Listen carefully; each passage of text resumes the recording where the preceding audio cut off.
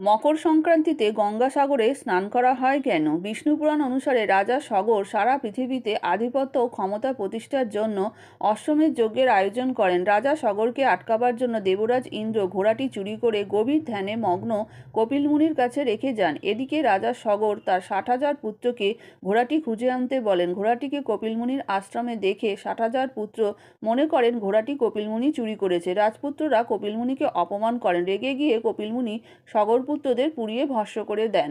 সগর রাজার বংশধর ভগীরথ 60,000 পূর্বপুরুষদের আত্মাকে মুক্ত করার জন্য ব্রহ্মা তপস্যা করেন। ব্রহ্মার বরে তিনি স্বর্গের গঙ্গাকে পৃথিবীতে নামিয়ে আনেন।